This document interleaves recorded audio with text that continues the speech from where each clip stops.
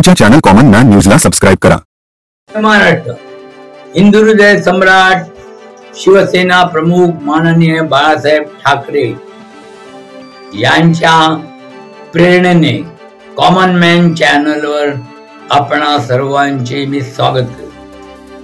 आज मुद्दामून निवडणुका झाल्यात, रिझल्ट आलेले आहेत, त्यामुळे आमचे महान नेते हिंदुस्थानचे कुटुंब प्रमुख माननीय उद्धव बाळासाहेब ठाकरे यांनी काय चमत्कार घडवला हे आपल्या समोर आले. बाकी काय मी बोलत नाही.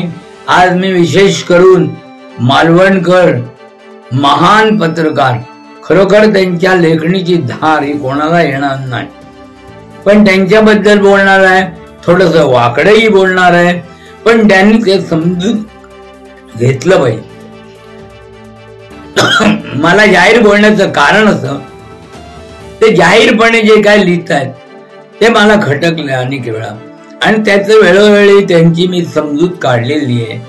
तरी पण त्यांनी परत अशा पद्धतीने बोलणं, जाहीरपणे बोलणं, त्यांच्या लेखनाला खूप लोकांची साथ मिळते, लाईक मिळतात, हे ते दाखवतात.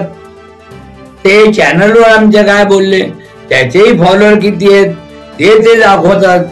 सगळं आपलं आपलं आपलं दाखवतात. त्याच्याबद्दलही माझं काय म्हणणं नाही, पण त्याचा परिणाम काय होतो, त्याचं मतात रूपांतर झालं की नाही हे त्यांनी बघायला पाहिजे. ते न बघता, बघा मी त्यांना कुठल्या उंचीवर नेऊन ठेवलेलं चॅनल तर्फे, म्हणजे मी नेलं म्हणून मी गर्व करत नाही, परंतु त्यांच्या लेखणीची धार आहे ती त्यांनी कशा पद्धतीने त्यांना कुठे ठेवलेत बघा. जे या दोन्ही लोकसभा मतदारसंघात इथे त्यांचा काही संबंध नसताना या दोन्ही लोकसभा मतदारसंघात त्यांना उद्धव बाळासाहेब ठाकरे यांचे 3 शिलेदारांमध्ये त्यांचा उल्लेख मी केलेला. तरी देखील त्यांचं रडगाणं जे सुरू आहे, पहिल्यापासून सुरू आहे. निवडणुकीची ज्या वेळेस उमेदवार दिला जातो, दिला गेलाय वैशाली दरेकर यांचा, त्यावेळेस मला वाटतं 17 एप्रिलला की काय, हे दुसरा महान पत्रकार आनंद गायकवाड, त्याला मी फोन केला की बाबा हे असं असं तुमचं आलंय. तो म्हणतो मी टाकलेलंच नाही. म्हणजे टाकले नाही, तुझं खुलासा कर. ते पण दाखवतो, हे व्यंगचित्र आलंय आणि त्याच्यामध्ये काय म्हटलंय, त्याच्या खाली मी काय म्हटलंय, मी प्रतिक्रिया काय दिली ते म्हटलेलं आहे. आणि तेच रडगाणं पहिल्यापासून मालवणकरजी हे आपण गात होतात. तरी देखील मी तुम्हाला समजावलं, आपण चॅनलवर येऊन फार चांगली भूमिका मांडलेली आहे, पण परत आता शेवटी यशाचे श्रेय कोणी काजव्याने घेऊ नये हेही तुमचं वाक्य बघितलेलं आहे, आणि पडल्यानंतरही तुमचं संपूर्ण वाचलंय. तुम्ही म्हणालात की येऊन माझ्या तोंडाला काळं लावा. अहो काही गरज नाही, पण तुम्ही जे काय केलं ते अतिशय दुःखदायक आहे, आणि त्याच्यामुळे ज्यांनी कामं केलेली आहेत, न केलेल्यांचं सोडून द्यावं. ज्यांनी कामं केलेली आहेत त्या लोकांनी तुमचं काळं काय, तुम्हाला काय करावं ते त्यांनी ठरवावं.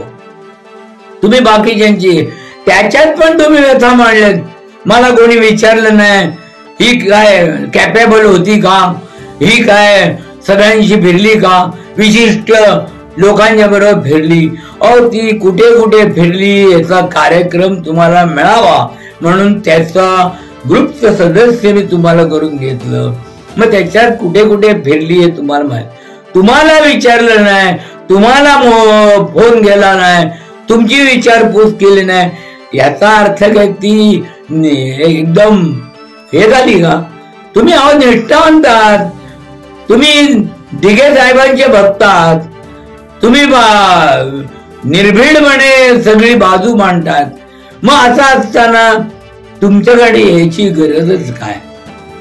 आणि जिल्हा प्रमुख एकच पिपाणी का वाजवत बसले तो. निवडणुकीच्या काळात ही पिपाणी, तशा पिपाण्या मी वाजवू शकलो असतो. पण या लोकसभा निवडणुकीमध्ये संघर्षाच्या काळात हे अशा पद्धतीने अगदी लोक संभ्रमित झाले, शिवसैनिक संभ्रमित झाले, दिशाहीन झाले. एकच नेता, एकच लढवय्या जोशी आहे, ते म्हणजे ते कमांडर म्हणा, तुम्ही आणखीन काय म्हणा, पण या देशाचं नेतृत्व ज्यांनी केलेलं आहे ते म्हणजे उद्धव बाळासाहेब ठाकरे. आता ते असताना किती गेले आणि किती आले? आता या जिल्हा प्रमुख महिला आघाडीच्या गेल्या, त्यांनी पुढे नेमलं का कोणाला? तसंच आहे, कोणत्याही पदाधिकाऱ्याला नेमलं नाही, कारण गरजच काय हो. आता जिल्हा प्रमुख नाही तर तुम्ही होतात ना, तुम्ही एवढी मोठी पोस्ट टाकलीत, मी कसा कॅपेबल आहे, मी काय काय केलंय. मग जिल्हा प्रमुख म्हणून तुम्ही फिरायचं नाही, पदाधिकारी विचारात तर लोकांमध्ये फिरायचं. पण ते तुम्ही करू शकले नाहीत, केलंही नाही आणि करू शकले नाही, कारण तुमची तेवढी फिरण्याची आजच्या शरीर प्रकृतीमुळे ताकद नाही, तुमच्याकडे पैसा नसल्यामुळे तुम्ही जिल्हा प्रमुख पण काही. आता मीही कळवलं, तुम्हीही कळवलंय, तुमचे सामनामध्ये लेख आले, तुमचे सतत मार्मिक मध्ये आलेले आहेत. मग हे तुम्ही फोन करून दखल घेतलेली आहे ना.